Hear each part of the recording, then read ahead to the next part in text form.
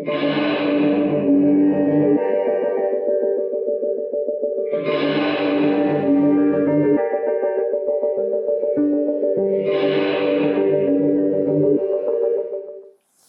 n'ai pas vécu la guerre, mais dans mon ADN, j'ai la haine contre ceux qui ont torturé des innocents, qui ont violé des femmes, qui ont tué des gens pour prendre le terre. Je n'ai pas de haine contre la France ou contre les Français, mais contre ceux qui à ces périodes ont détruit des vies.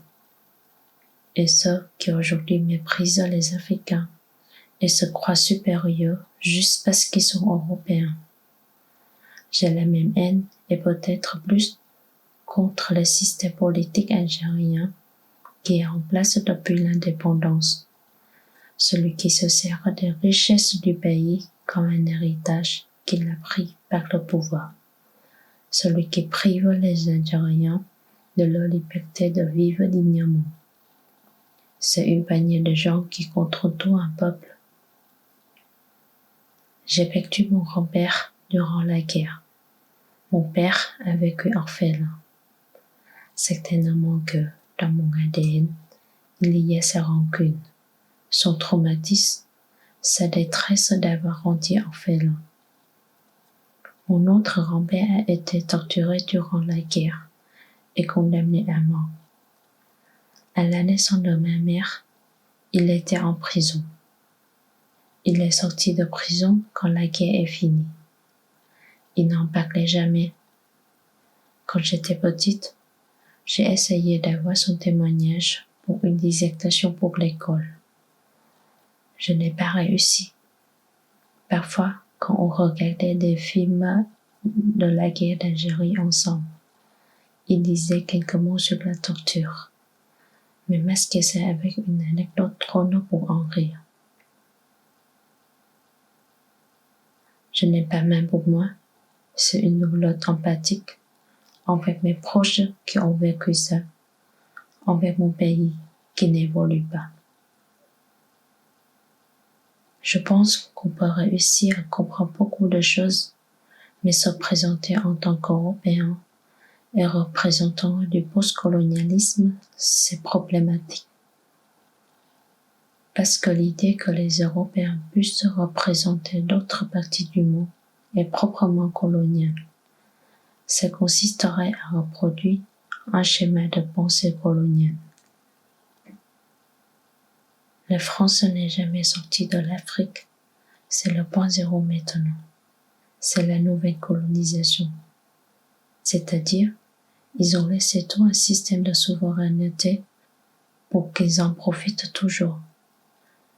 Les gens croient qu'il n'y a plus la colonisation, mais ce n'est pas vrai. C'est encore une colonisation plus aboutie. Le roi du Maroc protège les intérêts de la France.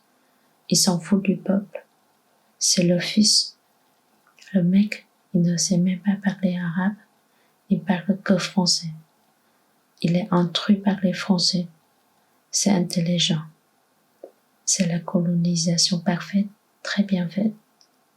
Par exemple, là, dans notre entreprise, une start-up, le premier truc, c'est de profiter des nouveaux cerveaux. Il y a beaucoup de collaborations lancées maintenant au Maroc. Il y a un filiale de notre start-up là-bas et il paye beaucoup moins cher. Mais c'est la France qui en profite. La colonisation, c'est ça. Par exemple, la dernière fois, on signe des conventions juste pour débarrasser la France de ce train qui ne sert à rien. Un train qui ne peut plus passer ici par les contrôles de confort, les contrôles de sécurité et tout. Ils obligent le Maroc à l'acheter. La pourriture, la poubelle des trains. Nous, on achète avec des milliards. Ça permet de tourner la machine. C'est la colonisation. Les cerveaux qui sont les plus brillants, on vient ici. Ils sont en train de sélectionner les meilleurs. J'ai essayé de travailler au Maroc après mon premier master dans une entreprise française. On était deux groupes, un groupe en France et un groupe au Maroc qui faisaient le même job, exactement le même. On était payé 200 € et ici, ils étaient payés 1500 € parce que c'est des stages. J'ai signé un CDI là-bas, j'étais payé 600 €, c'était top déjà là-bas. Et ici, si je signe le contrat, je serai payé 2300 €. Je pense que c'est très difficile de se situer dans une relecture postcoloniale, dans la mesure où soi-même, on n'a jamais fait l'expérience d'être colonisé. Je pense qu'on peut, au contraire, que ce sont les pays colonisés qui ont la légitimité pour cette relecture. Je pense que les Européens ont la capacité de comprendre cette relecture, mais pas de la construire. C'est à ces pays de s'approprier cette part de l'histoire. Sinon, ce serait encore perpétuer une forme de colonisation idéologique. Ils ne sont jamais sortis de notre pays. Notre deuxième langue officielle, c'est le français. Quand on travaille en français. Quand on fait les études supérieures après le bac, c'est en français. C'est la colonisation. Sur cette question du postcolonialisme, la relecture critique de l'histoire coloniale me semble être un passage nécessaire et inévitable pour que les pays qui ont vécu une colonisation puissent discerner quel héritage a été reçu et quelle identité a ainsi été construite pour pouvoir faire la part des choses entre ce qui a été imposé par les colonies, ce qui a fait l'objet d'une collaboration, ce qui a été délibérément refusé. En soi, j'ai du mal à voir quels processus sont mis en œuvre pour cette relecture critique. En revanche, en tant que citoyen français, un sujet connexe m'interpelle. Souvent, il y a cette question qui est posée par des intellectuels français ou étrangers, des dogmes infligés par la France à ses colonies. J'aime quand les approches sont nuancées et permettent de saisir un phénomène dans son ensemble. Il est difficile pour moi de poser un jugement moral sur la question coloniale, en disant que cela a été bon ou mal.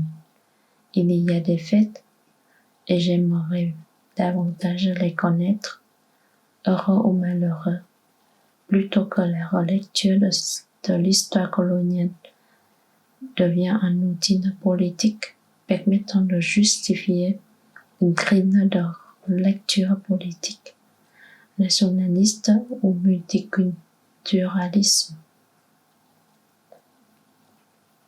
En étant blanc, je me fais remarquer et qu'on m'assimile facilement à l'argent. Tu vois, des gens te demandent de l'argent quand tu te balades seul, quand tu es sans chauffeur ou un blanc.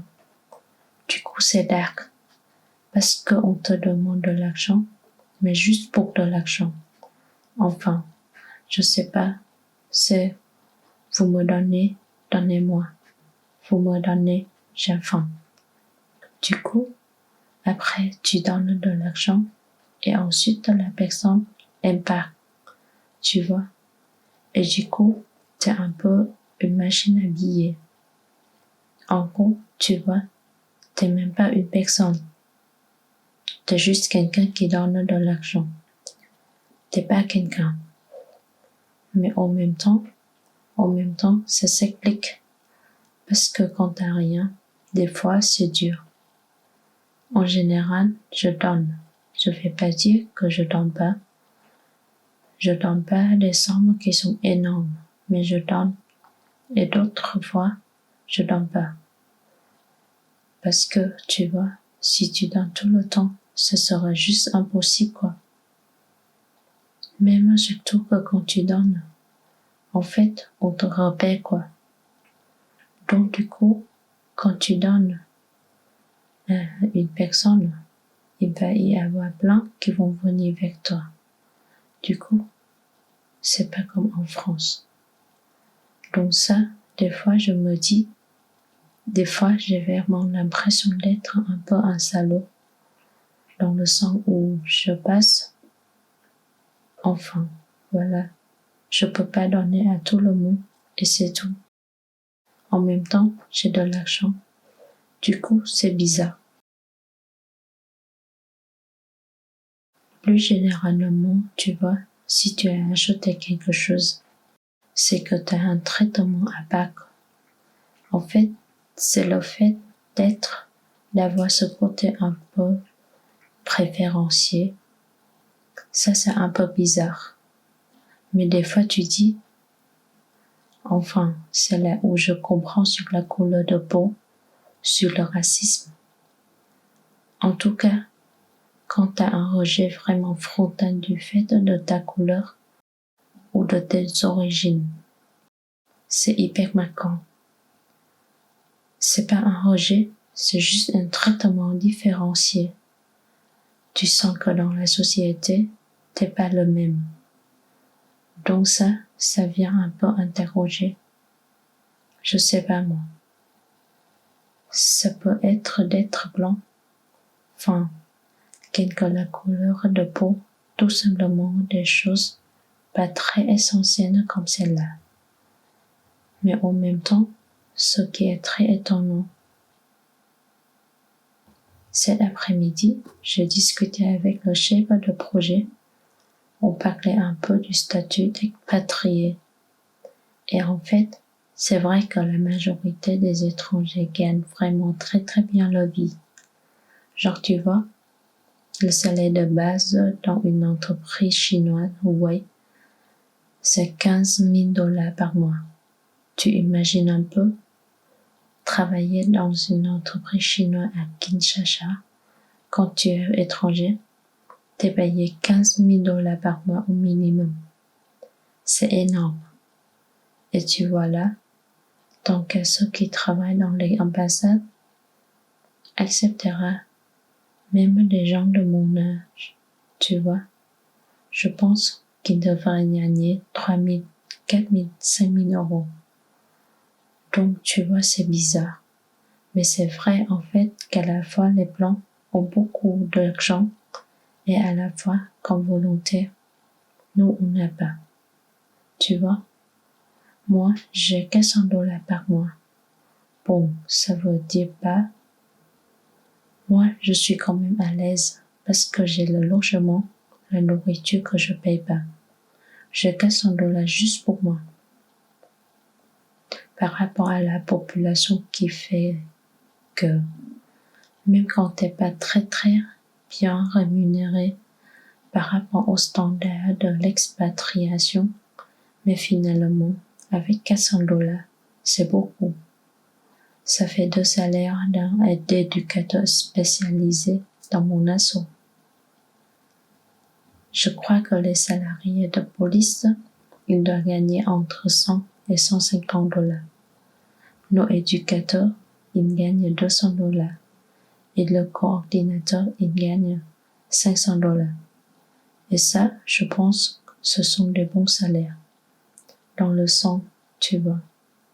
Bon, pas de bons salaires, des salaires corrects. Mais tu vois, une sentinelle ou un veilleur de nuit, il va gagner pour 3 jours par semaine en temps plein. Il va gagner de 50 à 80 $ par mois. Au fait, un collègue me disait qu'il y a 80% des gens à Kinshasa qui mangent une fois par jour ou pas du tout. Il y en a 15% qui mangent un repas plus un petit déjeuner et 5% qui mangent 3 fois par jour. En fait, moi, j'ai jamais été chez mes collègues, mais ce que j'ai entendu, c'est qu'ils habitent à beaucoup dans un même endroit. Donc, il n'y a pas vraiment de place. Donc, les gens vivent dehors. Mes collègues sont tous des Congolais. J'ai jamais discuté avec eux sur le niveau de vie, Mais je sais que ça demande des efforts, quoi.